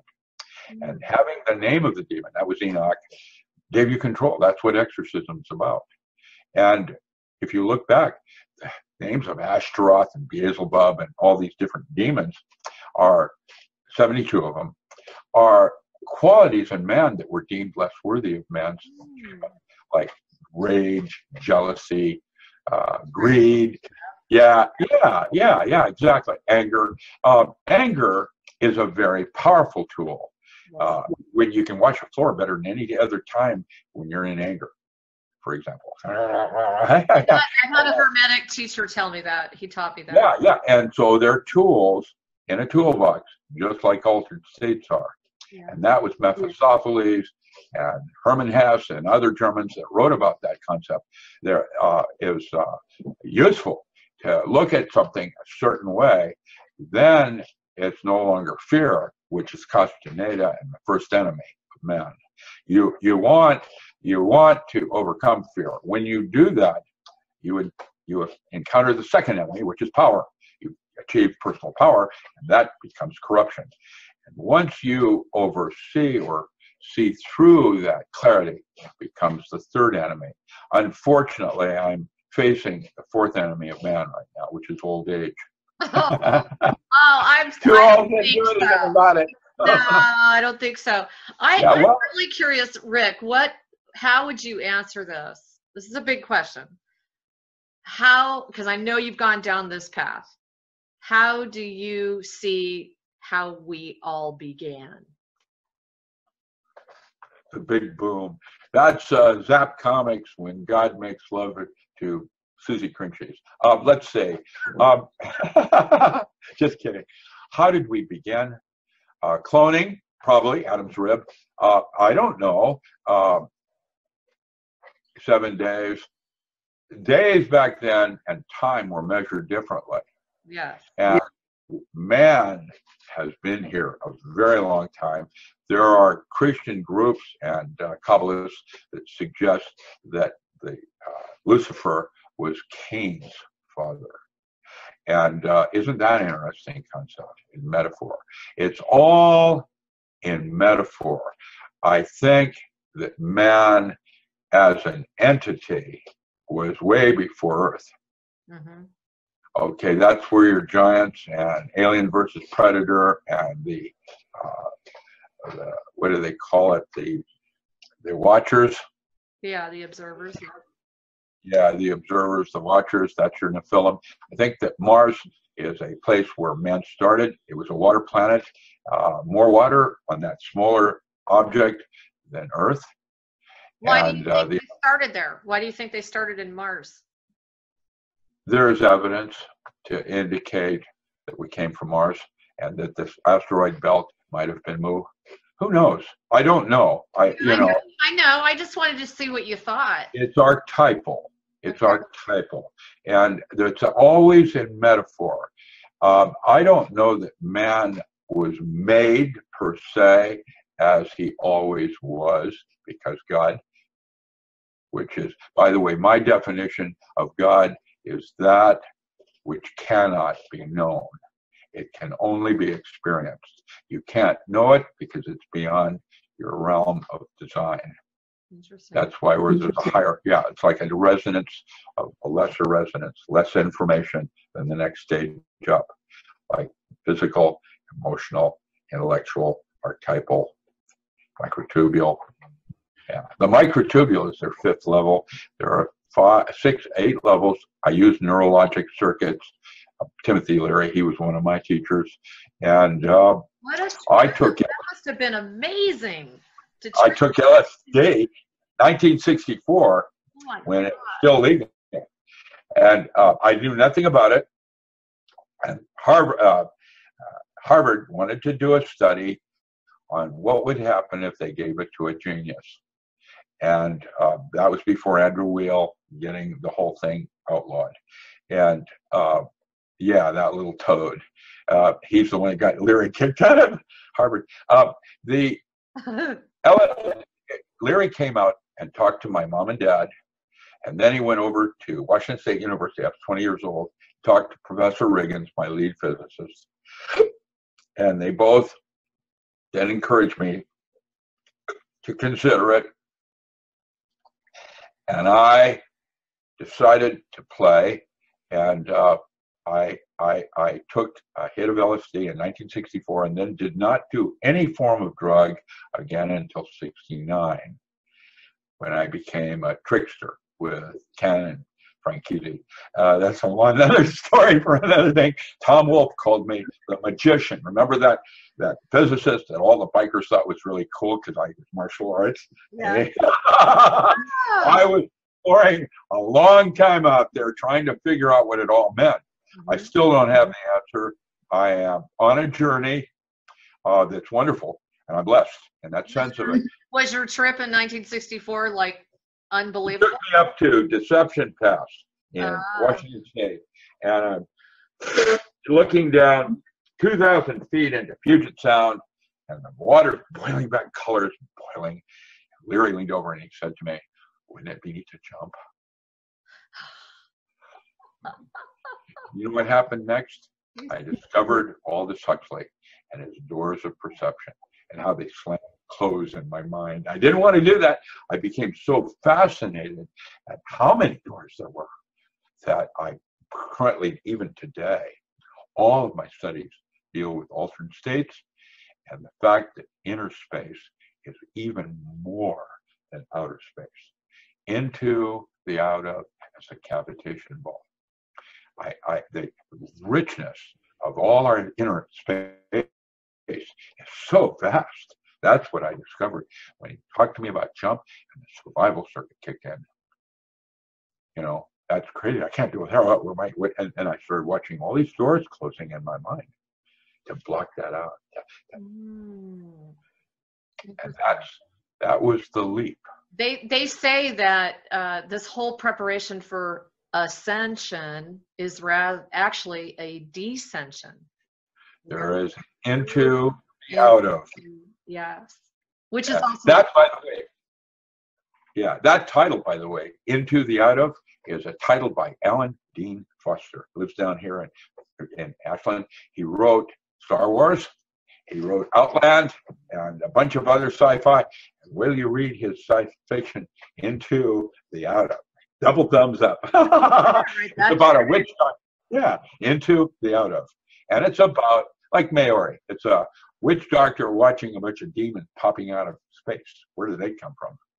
Speaking of which, you had a really interesting theory on Morgellons. You said that you thought that possibly it was dropped here from space. Because, well, no, what Morgellons I postulate is because you look at the vector where the infections occur, and it's exactly where all of the Challenger experiments fell. And the only thing that lived from the Challenger was the nematode experiments that mutated when they exchanged with bacteria in the ionosphere.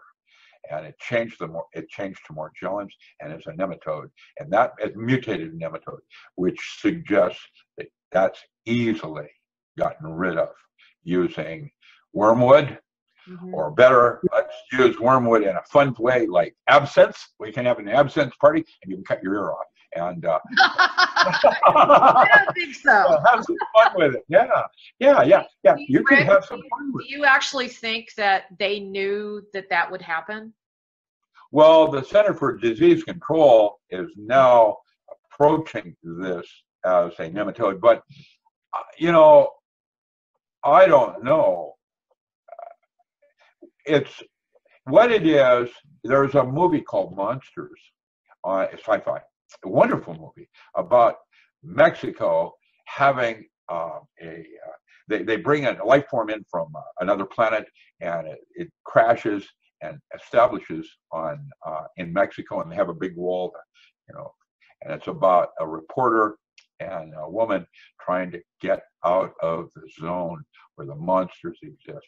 And it's a life form that has mutated with Earth life. It's like taking bacteria from the soil and mutating it with plants or atmospheric plants that are not ever going to mix together because they're way up there, and we, because of our own travels and so on, intersperse like the ghosts of Mars.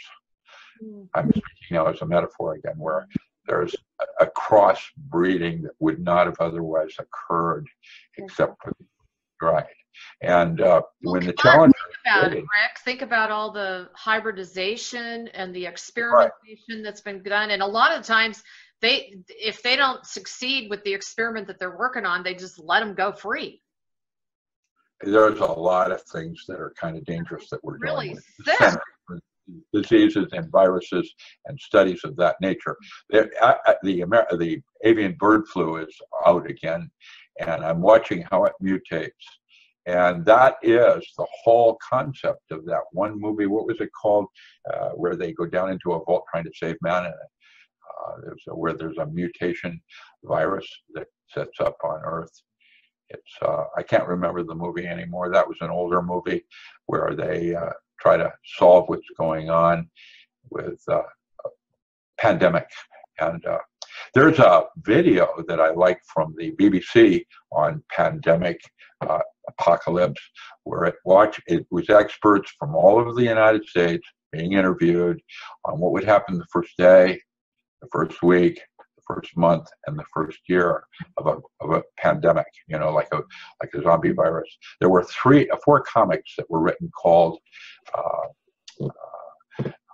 oh gosh, I can't remember the comics. There were only 4 of them. I was at this comic convention and I saw them again. It's called Vampires on Earth or something. It's about astronauts that are up in space and they watch the Earth go through a pandemic where everybody turns into a vampire, and then they have to come home, and it's their what they have to deal with to do that. It's and that set of comics is really kind of rare, but it shows the projection of how imagination becomes reality. It also shows soft disclosure through the comic book world. Well, the comic books, you know, the kids are looking truth in the comic books. Yeah, they're looking for a new a role model, something to pattern themselves after without being superheroes with a weird power. And that's why they had me speak at that big Comic-Con this year, was that they billed me as the real Doctor Strange. And I am literally aware and battling other worlds like Mamu. And it's interesting because my Hulk will be Stormin Norman Cantwell, the real Dalton from Roadhouse. When you see him, man, I've got a cast of characters. I've got Matt Abarello. He was a friend of mine from Brazil that in 1970, I moved him from voodoo into OTO. And now he was then, for the next 42 years, head of the Brazilian Secret Service and was hit team #1 for Brazil. And he's a personal friend of mine. And he wants to do Brazilian Lodge, just like Crowley did. and there's a character. He wrote Bloody Brazilian Knife Fighting Techniques. He autographed a copy and sent it to my grandson. And my grandson took it to high school to show all his friends and was expelled. My daughter got really angry at me. Oh, man. You know, I do know some very strange people. You know, you, for example. I was thinking that, but I wasn't going to say anything. I would. Well, I'm interviewing this guy. Well, hey. So who do you want to be in a comic? Say that again? Because they're doing a comic series around me, and you get to choose who you want to be in the comic and the way they carry. Oh, I see myself definitely as like a Xena. You need a skateboard that's a hoverboard. Xena on a skateboard. Red Sonja. That's what we could call you, Red Sonja. Yeah. So, hey, I have a question for you on the mind control. Like, you wrote this awesome article. You break it down into the 8 circuits. And I had a question for you. Is it pretty true that they've already infiltrated all 8 circuits in the mind control experimentation and the way in which they're controlling us on the planet? Or, you know, is there anything left? I mean, do they pretty much just know everything about our brain and there isn't really a whole lot of mystery and question marks? Ketamine. Yeah. Reinhardt Foundation. Oh, my goodness. Yeah, pretty much. If you could believe it, it's probably true. Yeah. And ketamine is the top circuit. They brought me in workbook 1 when I do Leary's 8 neurologic circuits at the back of the book.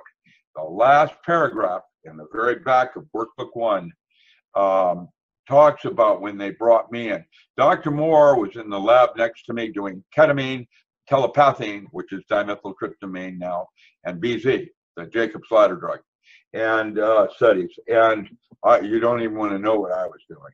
I can't even imagine. Yeah, you can. Trust me. And yeah, you already are. But they brought me in. His wife, Marcia Moore, had written a book on astrology for Llewellyn, and was hanging out with Wayne Aho and George Adamski up in Arlington, Washington with a UFO group. And they got a hold of ketamine to have a close encounter experience. And they brought me in when they found her severed head in the Florida Everglades 2 hours before she was dead in Seattle. How does that work? That's the kind of paranormal things I did where there was no way to isolate variables and what's going on. And that was when they would bring in A-Team. And we mostly never figured it out. We caught a lot of flies. You know, ketamine does something in the physical world when used intravenously that is quite dangerous. And as a child sedative, you know, local anesthesia, it's quite, you know, intramuscular is, and orally are the normal ways used it. But they will take, or they were using intravenous uses, and it creates weird physical phenomena that you have to be extremely careful with, because there's something going on here that we don't even understand yet regarding space and time. She was dead, of course. That's what. And when she was dead, I thought it was pretty fascinating when you talked about the neuroelectric circuit, and your whole comment was they got to get us addicted to something. Well, you already are, you know, sugar, chocolate. Chocolate cures everything. If the woman is dangerous, you think throw chocolate at her, and that'll take care of that. Well, green tea is my addiction. Green tea. Yeah, green peas actually started in Seattle in the bookstore just above my bookstore on the F. I don't know if you knew that. Yeah, I did in the 70s. If you go to Northwest nwbotanicals.org, in the vaults, you'll see pictures of when I had Beltane. It opened two months before Herman Slater's Warlock Shop. Anna Riva. You called it Beltane. You called it Beltane? Yeah, in May 1st. Yeah. I am an old player from way, way back. And I was always interested in magic. Why? Because it's science. It's advanced physics with a mystery school. I know. That part is fascinating to me. Define for the audience the distinct difference between magic and alchemy. Well, alchemy led to chemistry, like physics will lead to magic. Alchemy was an older form of chemistry where we dealt with qualities and purities of something and how it would change into something else. And the metaphor in Jungian psychotherapy would be like demons being shadows or scalar of you. It's a lesser projection of yourself on the ground. Alchemy used that metaphor in changing base metals into gold. It was a metaphor for changing into purity.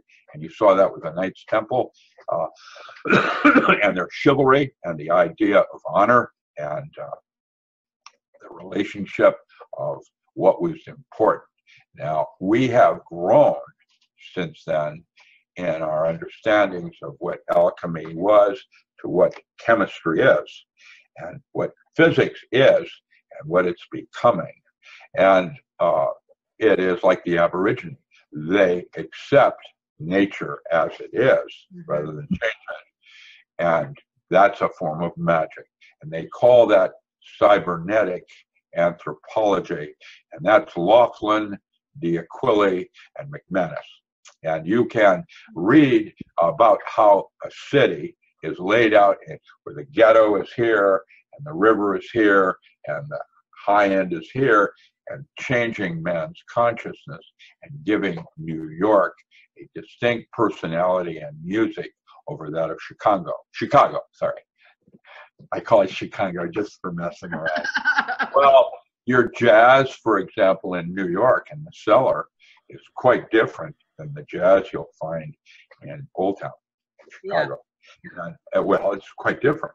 And the metaphor has to do with the way the city is laid out for groupthink, or what we call tribal. Wow, that's fascinating. I yeah, that's that way. Well, it's a whole form of anthropology that emerged in the 80s, 70s, and 80s called cybernetic anthropology. And the one you want to read, the one I taught in Meta 9, I think it is, of 15, was Laughlin, D'Aquili, and McManus's manuscript called Brain, Symbol, and Human Experience. That is a book on magic like Timothy Leary and the varieties of psychedelic experiences. He says in his book on the Bordeaux Doll that the Buddhists have 4 reasons for getting high, and only one of them is for escape and recreation. Yeah. These are tools. These are tools that will lead to things like our future of psychedelic healing and how we look at what an altered state is and what it is not. It's actually a tool in a toolbox that can do a specific thing like you did with your fighting off the rape. That is an altered state that allows you to do something you cannot do in conscious waking state. That is based on your belief systems of what are possible. That's so true. The enteric, the enteric nervous system is a more primitive dialogue dealing with the future. And then your moment or your brain now is dealing with the moment. And that brain has a second brain and going down in metaphor as resonance, going from one subset of systems to another. And once you see things from that point of view, you can do things you can't do here. Wow, you just got me speechless there for a minute. Well, That's a difficult thing to do. It's going to lead us to the evolution of man. That's what my last series is. It was ESP induction, was the first protocol for SEALs. Power tools was the 8 protocols I developed, and the non-lethal mind in that series is how to change the movie. I also have metaphysics. There's going to be 15 books there. I have in agriculture. I have the Encyclopedia of Alternative Agriculture that just came out. It has 9 volumes. Absolutely amazing, folks. I mean, if you can read up on his, it's really, you know what I really like about it is you're providing solutions. You're actually giving people step-by-step suggestions on how to create their own farms. I mean, this is so cool. Sustainable lifeboats. Yeah, really lifeboat more. It's simplistic, and it gives you, it even goes into the nuts and bolts of what's profitable, what's not, what to expect, what not. Tell them a little bit about the fullerene water and how, I mean, it almost. Fullerene waters, yeah. Like I didn't know you knew about that. Fullerene waters is at the time, what it is, a fullerene is a C60 molecule or C120 molecule. Mm-hmm. When carbon bonds with itself and forms nanosheets, it's just the way the carbon molecule is laid out. It can bond to itself in a monoatomic form, cross is a flat single molecule. Okay, now when you have 60 carbon molecules, it forms a buckyball. It will bond to itself. Yeah. And the spaceship between them, this space right here, is 1.4 nanometers that will take just one exclusion zone water, H3O2. It's hydrogen peroxide with an extra water. That's what the leading edge is on a wave. The way Jerry Pollack, by the way, discovered that was he noted that muscles would return in your body when you had muscle damage. It would always go back to the same structure. It seemed to have memory. How does that work? That's where he discovered the memory water. It was the water that held the memory and of muscles. And that's where exclusion zone water came from. And it will take a exclusion zone molecule, you put it right inside that thing. Now, when you form nanotubes of that, what you have is a super antioxidant where they gave lethal doses of radiation to rats. That means that amount of exposure will ching, and it will create enough of a tumor that you're dead. Now, what fullerenes do, fullerene water, would go in as a super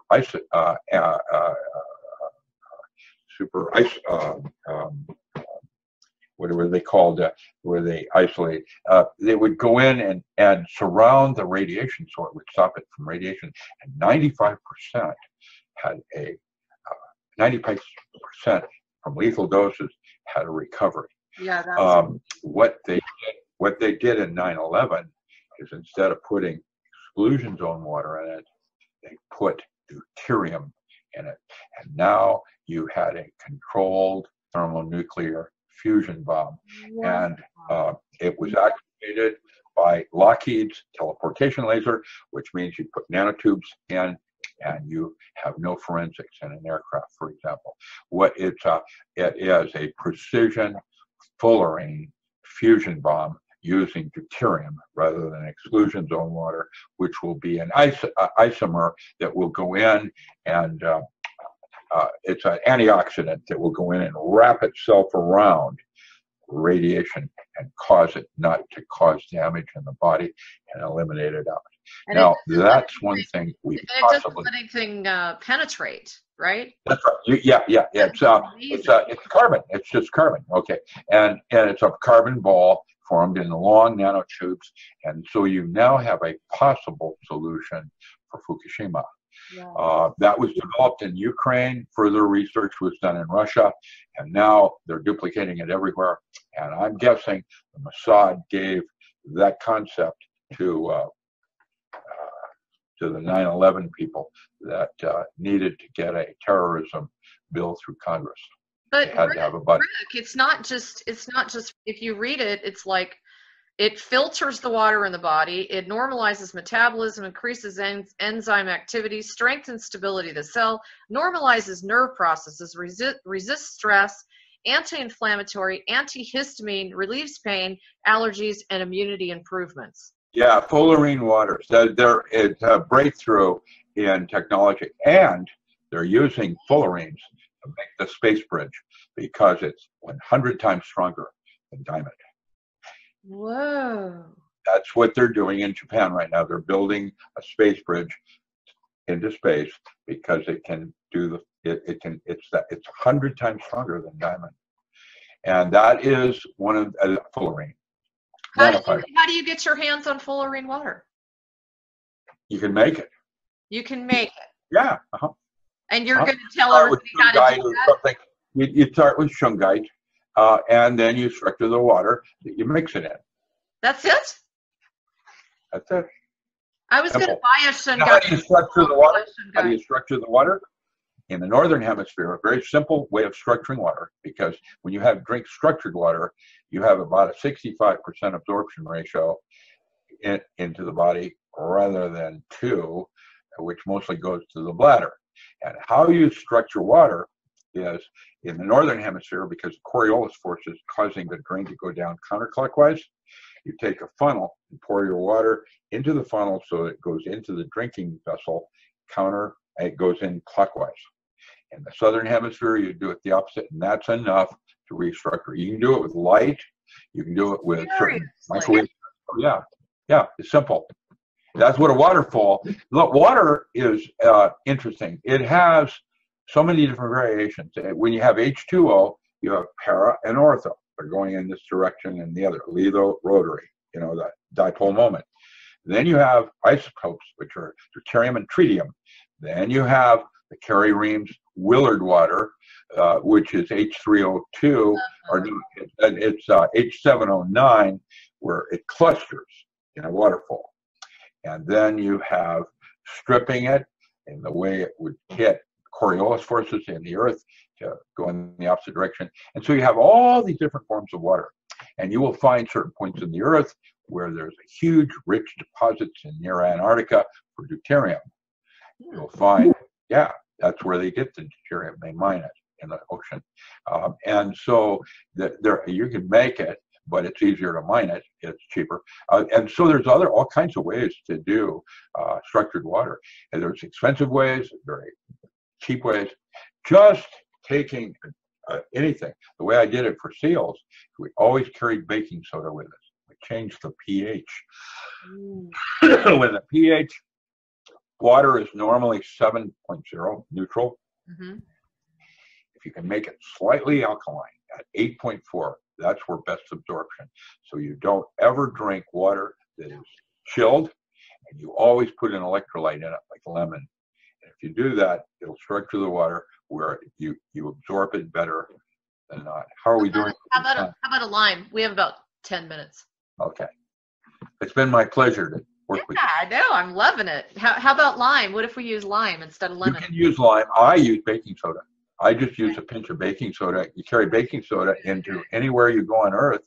When you go into a restaurant, even if it's, from the urinals of out there, you can put a little bit of baking, and it changes the quality of it. Never drink a chilled water. Yeah. Drink room temperature is best. And always digestion. Yeah, and you always want to put a hit of lemon or some kind of way that will restructure it with what we call electrolytes. And now you've got something that is very, very good for you. It's different. Yeah, you can just pray on it too, but actually using a funnel, if you're going to drink out of it, it comes out of a tap. You use a funnel so it causes the water to go into the jar clockwise at this hemisphere. If you're in the southern hemisphere, it would be the opposite. So basically, it's canceling out the way it came in. Yep. Okay. That makes sense. It's like homeopathy. It is homeopathy. That is. I do a lot of homeopathy. Right. That's Rustum Roy at Penn State. Love homeopathy. Yeah. One of my favorites. So, okay, in these last 10 minutes, First of all, tell everybody how they can reach your books. I know that you have a couple different websites. One's oak-publishing.com. Yeah, oak-publishing.com. Oak-publishing.com. Yeah, that'll take you to my bookstore. My primary is richardallenmiller.com, and I have a blog on Facebook that shows up also with more than 600 pages of old news, which you can search for different articles I put each day on Facebook. I do about 4 posts a day, and that's at docram.com. That's my blog. I'm Doc Savage, I'm Dr. Strange, and I'm Doctor Who, all wrapped up into a comic book. Yeah, actually, the kids loved me. I drove up in my 280Z. I have a 1976 car. I used to go out with my boyfriend had that car. It's an awesome car. Yes, well, it's a hot little car. That's the one Dr. Strange drives, and it's just an old, real car. That my Z is the one the Ford racing team used to win the Pikes Peak steeplechase. Nice. Yeah, it's English racing green, Enki wheels, light and down, 1,800 pounds. Is that all? Yeah, and it's got special shocks, and I'm good to go. I used to autocross all through college. Physicists like to drive fast cars.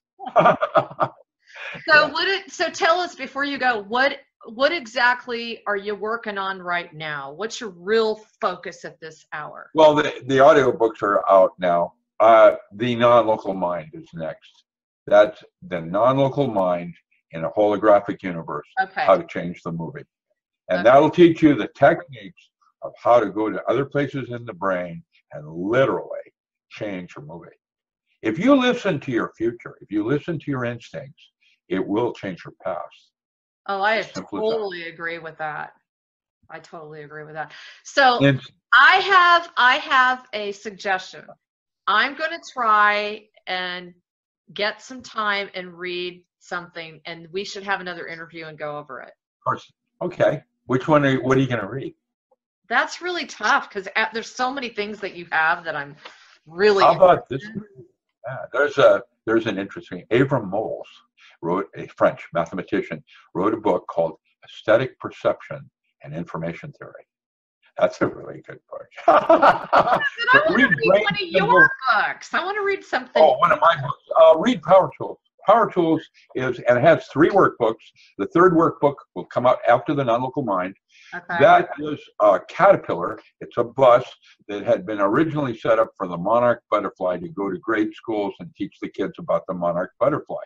And I'm going to strip that etymology out, and I'm going to put a water laboratory in it, teaching children, 3rd graders, how to teach 1st graders how to tell whether the water is pure or not, and how to change it. Oh. And then the last chapter is going to be children go home and teach their parents what they learned in school that day. Oh. Children to learn how to tell basic things like, is the water drinkable? Does it have arsenic in it? What's its pH and turbidity? It's going to be a small laboratory run by 3rd graders. And they go to the grade school showing the third graders, showing 1st graders how to check for the water if it's drinkable. That's where we're going to start, how to restructure it. I'm sure you're also able to teach them if they use very focused, intended thought of what they want to convert the water into, right? Well, that's part of it, isn't it, with the moto and the rest of it. Okay. Yeah.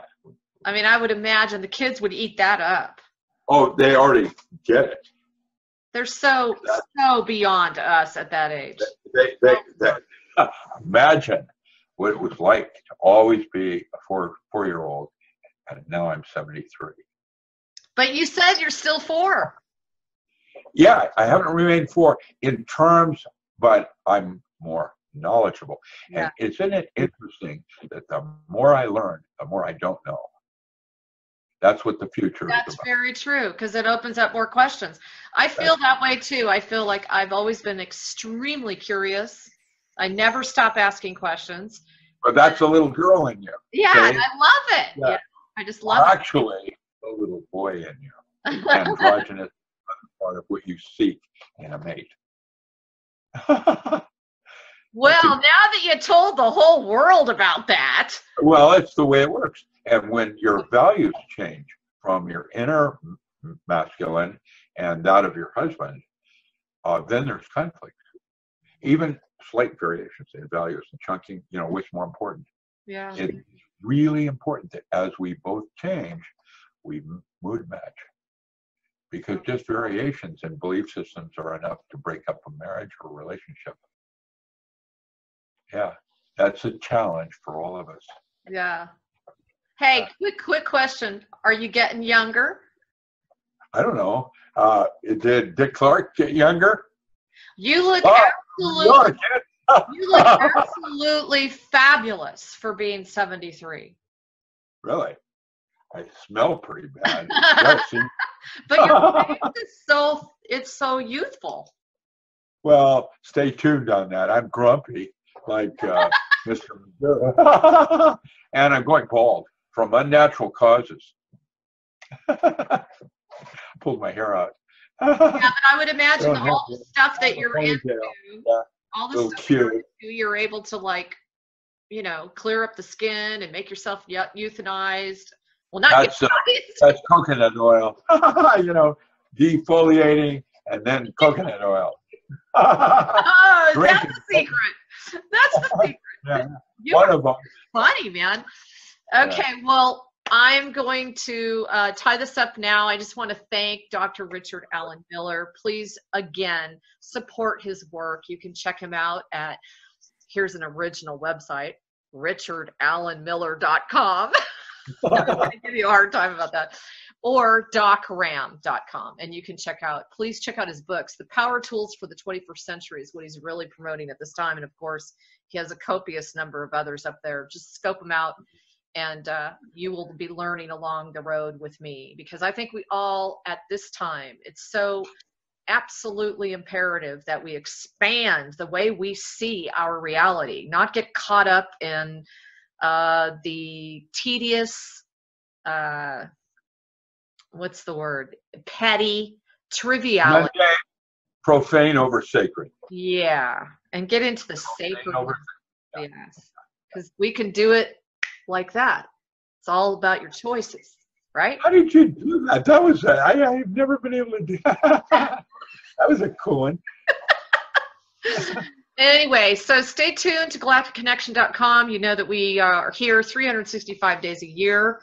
And as Dr. Richard Alan Miller does, we post at least 25 posts a day of pertinent information that we feel you need to scope out, stay in a place of observation, and carry that information forward. Hopefully you can pass on the truth to others, have them see life in a different way.